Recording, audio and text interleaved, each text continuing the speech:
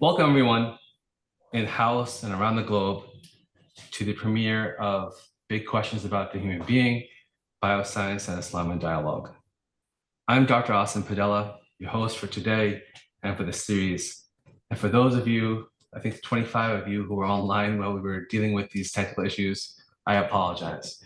Hopefully this recording is much better than what you heard online with all those echoes. Nonetheless, I'm delighted to be here with you today and to be joined by Dr. Ahsan Arozullah, Dr. Raudah Yunus, as well as Kristen Dwight, who will share a little bit about the background of this series with you today. It is our inaugural series, so we expected those technical delays and difficulties, but again, thank you. We're very grateful that you bore with us.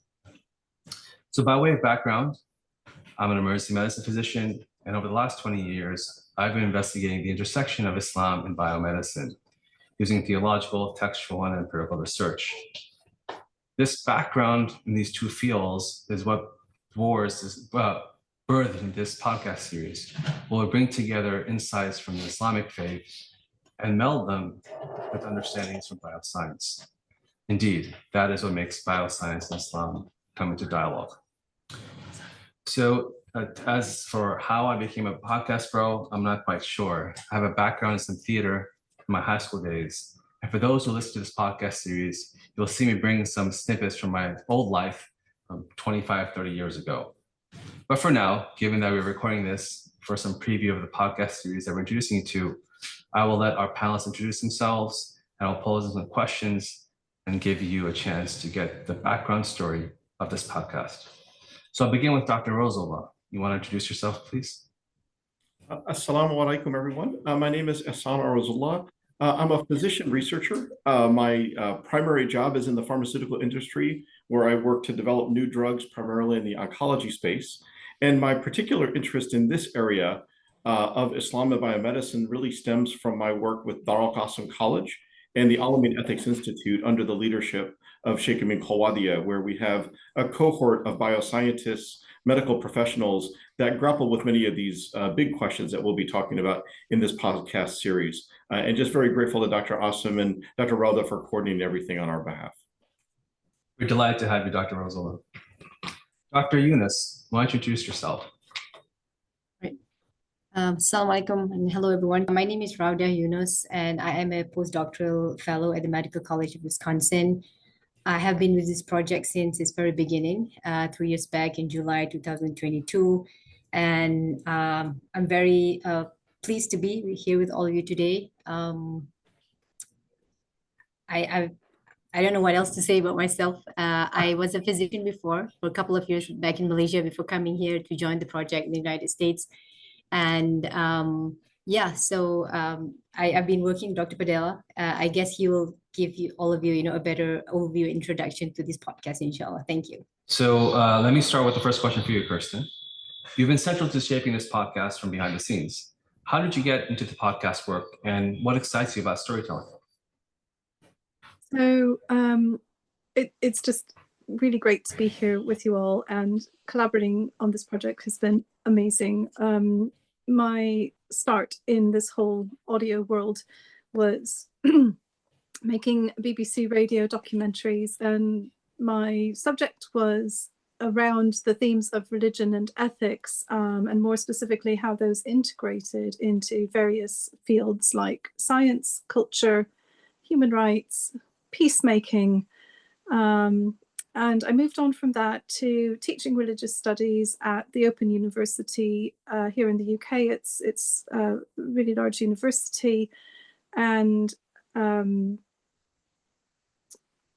also moved into work creating broadcast and learning resources for the Open University on a range of subjects. And that led me to getting involved in intercultural dialogue with a project that we were a partner for with a project led by the British Council, where we had dialogue between Egyptian students at Al-Azhar University who were dialoguing with Open University students on just themes of citizenship and modernity and democracy. And it was very exciting because this was in the aftermath of the July 25 revolution.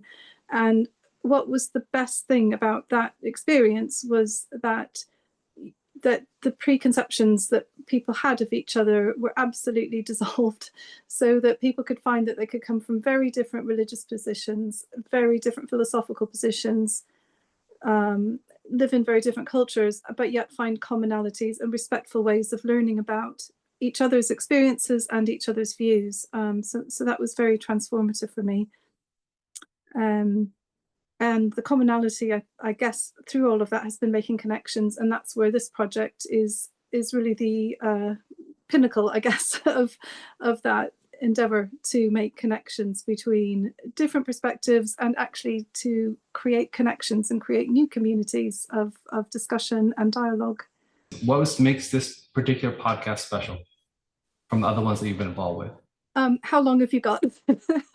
It's been really a privilege to work on this. And I think, like, for me, one of the things I've enjoyed most about this is the scope to really go into a great deal of depth.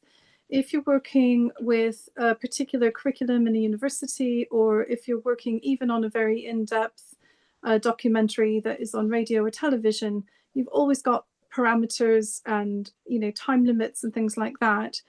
And what this project gave us the scope to really be able to go into depth with our scientists, our philosophers, and our Islamic scholars and thinkers.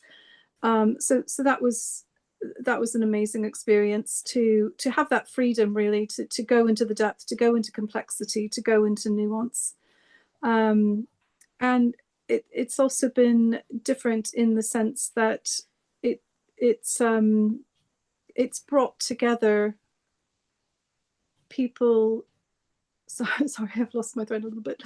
So yeah, it's different mostly in that area of depth, but then also the collaboration that emerged was really a wonderful experience to be part of, because when you're asking the really big questions about just even the questions of human existence on this planet, let alone what does human consciousness consist of? Do we have free will? All of these big questions that humans universally have asked. How do you even begin to tell that story?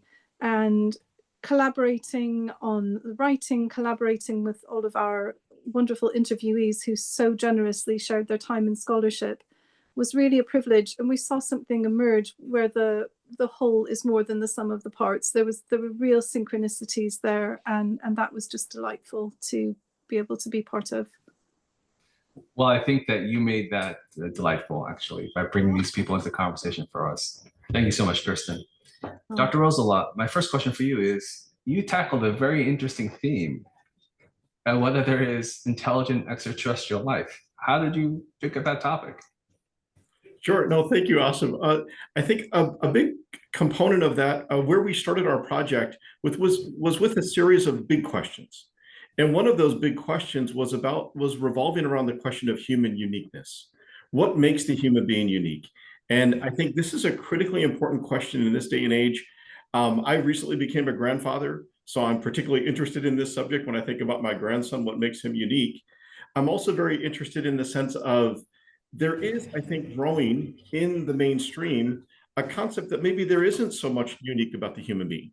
I had an experience walking into a store the other day where I dare say the section for toys for pets was actually bigger than the section of toys for children. And that really struck me as really the first time that I've seen this kind of movement away from, I dare say, even the valuing of the human being in place of other values that have superseded it.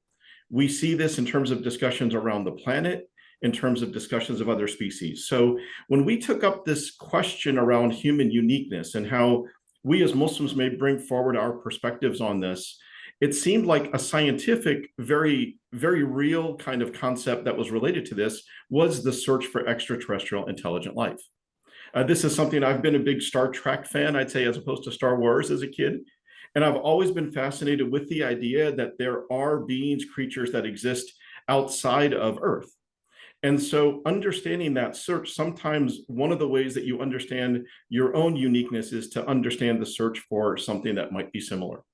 And so that search for extraterrestrial intelligent life seemed like a very relevant scientific topic that related to this big question from a theological and an Islamic perspective. The last thing that was very interesting is the amount of resources that we spend searching for extraterrestrial intelligent life. We are in the midst of, I think, very important conversations society-wide about where we put our resources and really delving into, is this the appropriate use of resources? To build a rocket ship is a lot of money.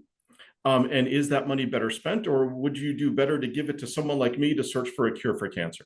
So I think there are different ways to think about this scientific question, but the intersection of that with the question of human uniqueness is really where we came about for this topic. So Dr. Yunus, you were quite humble in your background, so I'd like to give you a chance to expand upon that. I mean, I know you very well for the last 3 years. You are an individual who brings together these two universes of Islam and biomedicine as a practicing clinician, someone who has a doctorate in public health. So I'm giving you a chance again. Tell us a little about your journey from Malaysia to the United States. And you were the glue that held this project together. So tell us or share with us an interesting story about this project now that you can reflect back upon it. Thank you for the kind words. Sir, can you hear me? Yes, we can. Okay.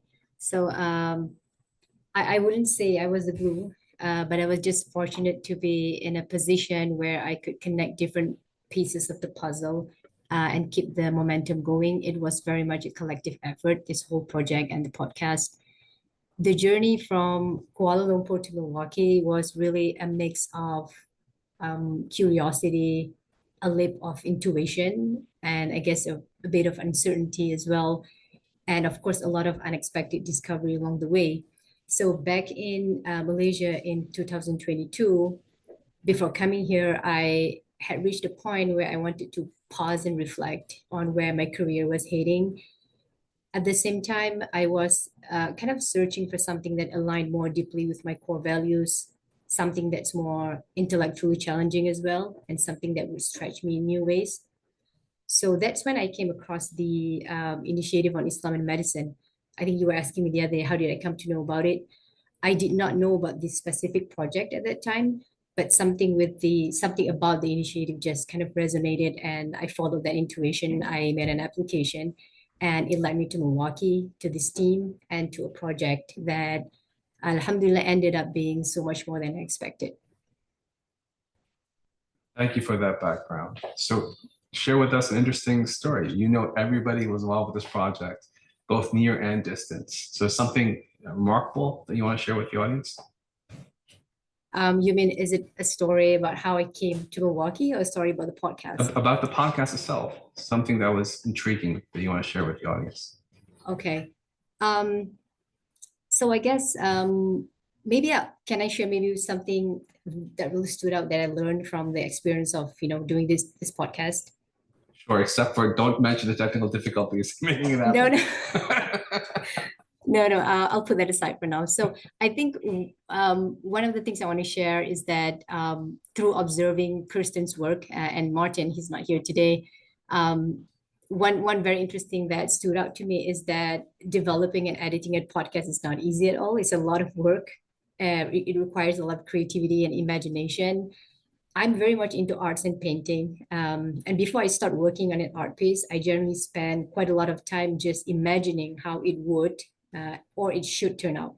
So I think making a podcast is similar in that sense. Kristen can correct me if I'm wrong, but you kind of need to be able to imagine first before starting the actual work, how it should come out in the end. For example, what kind of music to use, the vibe and mood that you want to create for listeners, and the emotional journey that you want to take people on. So it's kind of like starting with the end in mind. You picture the finished product, and then you work backward around that step by step to get there.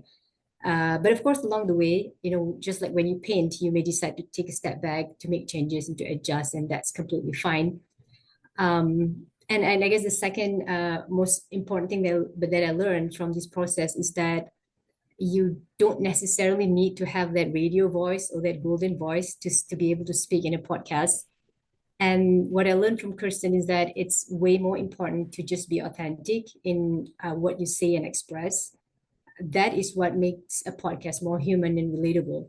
So for example, like when we were trying to decide which Quranic recitation we wanted to use for the podcast, and who could we get to read out the translation. So we ended up choosing the Egyptian Qari Sheikh Muhammad al-Minshawi, and with me doing the translation. So I had initially thought that we needed to get a voice that is very polished, very elegant, especially when it comes to the Quranic verses and its translation. But I noticed that our podcast producers were clearly more interested in a voice that was, just clear, simple, and down to earth. So a voice that sounds genuine, something that the audience can relate to. So it wasn't really about being impressive. It was all about touching people's hearts.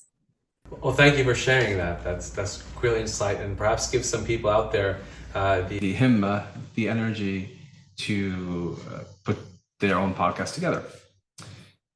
So before we kind of close this background preview, and I invite the listeners to then go to the YouTube channel where the 12-minute preview has dropped.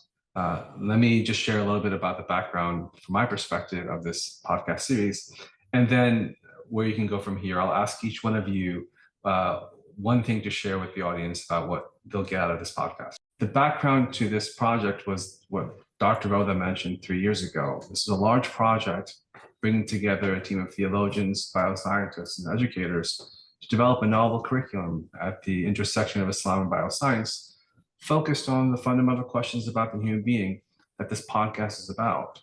And that curriculum was put together, iterated over, ideated over, and actually implemented in Chicagoland and Malaysia and in DC with 3 different types of cohorts: high school students, college students entering the medical school phase, and medical students. And that was a project that led to these big questions that we're bringing forth to you today, and that you'll hear over the next 6 episodes. We actually interviewed people who are at the leading edge of the science in this area, but also the theologians who are reflecting about these questions from an Islamic perspective. So this is one public engagement activity from this larger project, which has a curriculum, which has a set of teaching modules and other material that is on the website, medicineandislam.org. I invite you to look at those materials. But one thing I'll say now, what you'll find in this episodes that you listen to will be a little bit of quirkiness from myself and clips of movies that I like to watch. So you'll hear things from Star Trek, as Dr. Rosa mentioned. You'll hear clips from The Matrix. We're going to bring these things into real life by presenting scenarios that actually occurred within these popular media.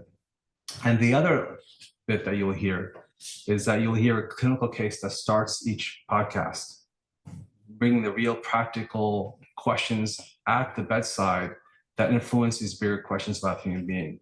And I will close with a reflection on those questions, those ethical questions, those theological questions that are part of that clinical case and that the panelists will discuss. So that's the one thing I would tell our listeners to hold on to. The beginning and the end of each episode is you'll get some clear insights of how this matters to those at the level of practicing medicine. But let me start back with Kristen. One thing that the people who are listening in should pay attention to as they listen to this podcast series. I might be a bit of a rogue interviewee here and pick 2 things. Go ahead. So one of the things that was really fantastic, which we didn't expect, we couldn't predict this, but these big questions, they can come across as a bit abstract, and they're still worth asking, and they're still exciting and fun to engage with. But we actually had breaking science happening in the course of doing the podcast. So every journalist's dream is that you suddenly have a breaking story. So I'll just give you some little glimpses. I don't want to do too many plot spoilers. But while we were in production, there's an exoplanet with a really memorable name of K218b. And there was a very interesting signature, which has some implications for how possible is it that there could be life of some form on exoplanets. So, we had a top planetary scientist come in, just break it down for us and explain it. So that was really cool. On the issue of free will, we spoke to a researcher who's doing a fantastic array of work, and she's got some very new emerging early stage research, and she was kind enough to share some of her insights that she's getting from this emerging evidence. And this is looking at really on the issue of free will. That sounds very abstract, but when it comes down to it, this is life and death stuff. And she's managed to interview people who have been survivors of human rights abuse situations, even genocide situations, and to start to come up with what are the commonalities of the people who didn't resist, didn't stand up, didn't disobey orders, and what are the commonalities of the people who didn't go along with the orders, and in some cases heroically and altruistically even rescued other people at risk of their own lives. So that really brings it home to some of the deepest questions about even just the nature of being human, the worst decisions we can make, and the best, even most heroic decisions that we can make. But what are the actual mechanisms in our brains? What are the conditions in our lives that are forming that character that will make those decisions? So that seems like really important, and I'm really excited to see where her research takes us, and I'll be following her research over the next few years. And then we had a very exciting, another breaking research. So this had just been published.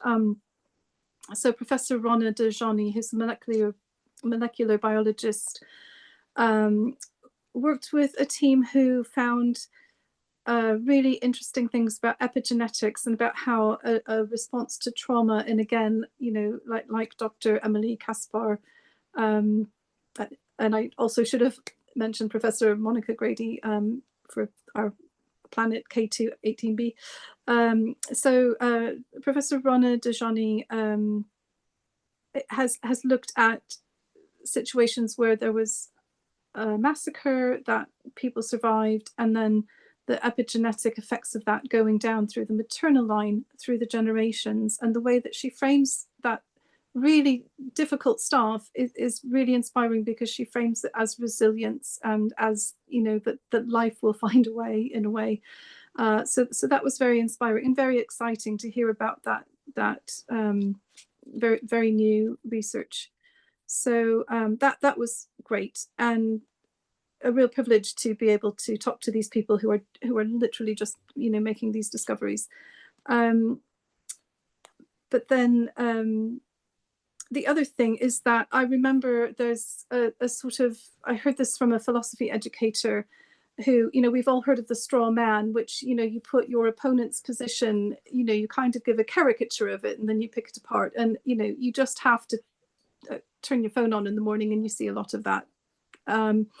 And he was saying, well, we need a steel man, which is represent somebody with a different perspective, represent their arguments, represent their point of view as if it is, the most logical, the most coherent, the best. You represent the best of their argument. And then you say, okay, and here's my position, here's where I agree, here's where I differ.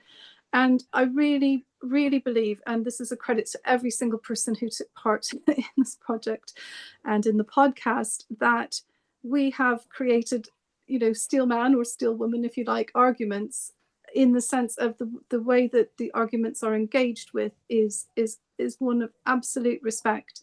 And even where the views are very different, there's never a denigration of those views, and there's never a misrepresentation of those views. And this is what we need in order for dialogue, for people to really meet people where they are, not with a sort of projected cartoon of where they are. So those are there's many great takeaways, but those are two really wonderful ones for me.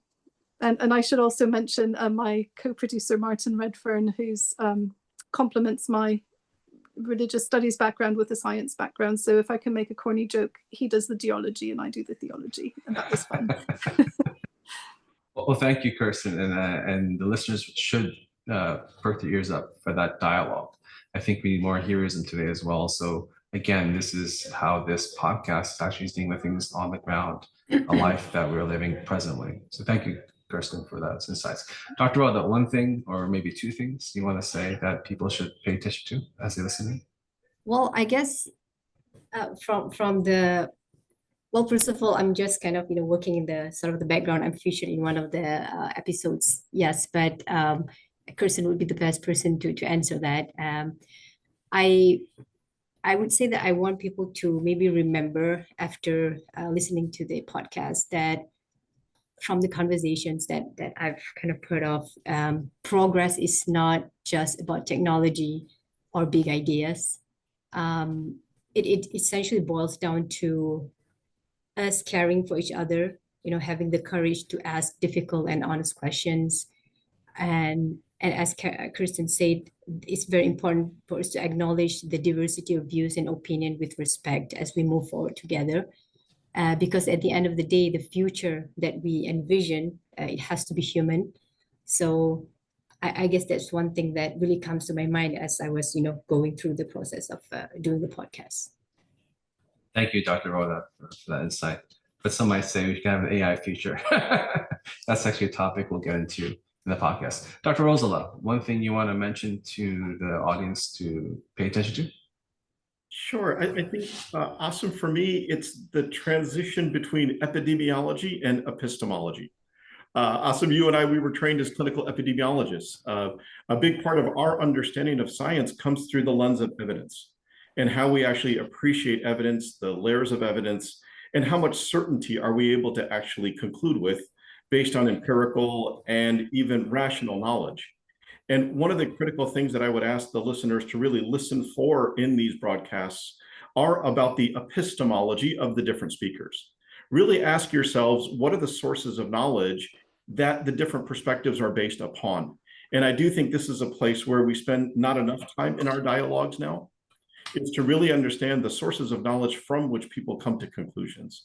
And that actually is, I think, a great source of being able to appreciate why people come to the conclusions that they do and where the differences exist, and allowing people to be able to access those sources of knowledge. And so I think the epistemological framework, it's intended as the first chapter of the book that is kind of going to be speaking about these podcasts, and the content is something that I really would encourage the listeners to spend a little bit of time thinking about and reflecting on as they listen to these.